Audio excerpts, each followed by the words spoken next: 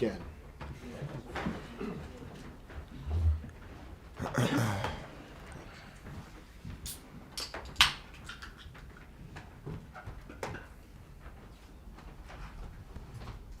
Okay, good afternoon all, and thank you for joining us. We should take the usual format today and begin with the broadcast section. Chris and Sky Sports News. Off you go, Chris. Afternoon, Liam. Please could we start with the team news, an update on Reece James and Mark? Yeah, Mark's too early to know. Obviously, he's definitely out for the game against Hull. We're just doing our scans and assessments on him, and hopefully he's not too long. Reece trained modified. He's still under the weather, and we'll make a decision on Reece tomorrow. But it's a good news that he's back on the training pitch. In terms of injury, he's absolutely fine, but he's had a really bad bug, and hopefully he's recovered from that. In terms of a few more thoughts on the game last night, have you had a good time to look back at Cole's late effort now and kind of decipher? It wasn't just that.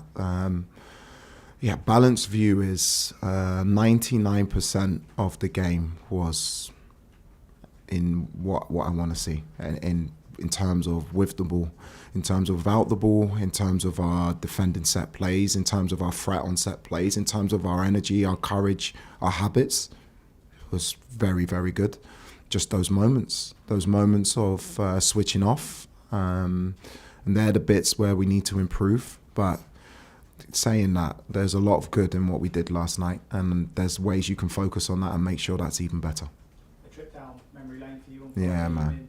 Going back to Hull, how do you feel about that, and also being back in the FA Cup?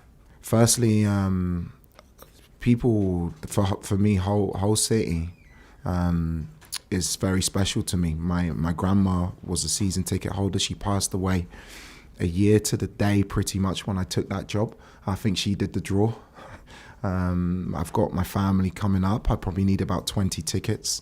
The club means a lot to me for many reasons.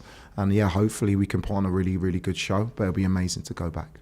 And just finally from me, we've seen a Premier League manager depart today. Thomas Frank, what are your thoughts on that? Yeah, firstly, it's never nice when you see a fellow manager lose their job.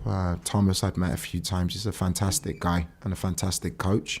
It just goes to show how difficult this job can be. I wish him all the very best in the future. Thanks, Chris. John? That experience at Hull, how do you think it moulded you into a player, but also the manager that you've become?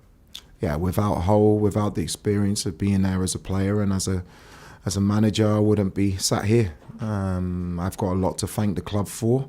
Had some amazing times there, both as a player and as a coach. And it's really good to see them doing so well in the league.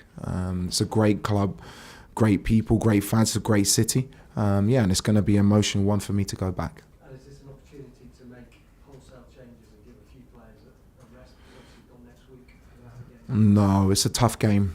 This is going to be a difficult game, and I want to do well in this competition. So I don't see it any different to a Premier League game or a Champions League game. We're going there with a team that I think will be good enough to win the game, and I want to take this game really, really seriously. We're going to have to, because they're in good form and they're used to winning games at the moment. I was also about your centre backs. I don't think you played the same centre back pairing in any game since you've kind of obviously you're rotating from the situation with Wesley for far. Yeah. How difficult is that not to have that consistency in that position? And can it explain maybe what happened for that second goal yesterday? I think you can overanalyze.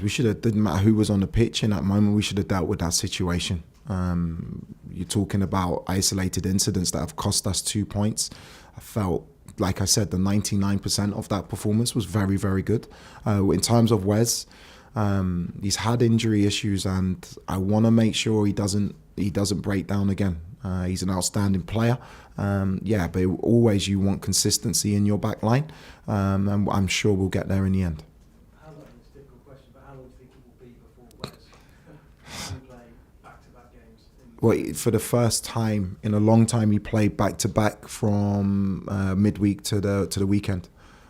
So that's a really positive sign. And the aim for every player is to build them to a point where they can play every game. That's the aim, and we're not quite there yet.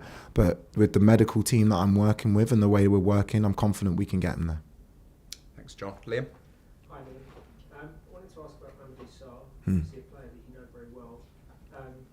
Is there a chance that he could feature in this game? And what have you seen what you expected to see from him in the training sessions? Yes. Yeah, Mamadou's got a great chance to start the game. It's very difficult for a player in January to move clubs. Obviously, the great thing for Mamadou is he's been here before, and also he knows me very well and my expectations and demands with the players. He's only been here for a week, so he needs time to bed in. He needs time to acclimatise. But now I think he's in a really good place, and he'll definitely see the pitch at some point on Friday. Okay, thanks, Liam. As there's no more questions, we'll end that section there. Cameras off, please.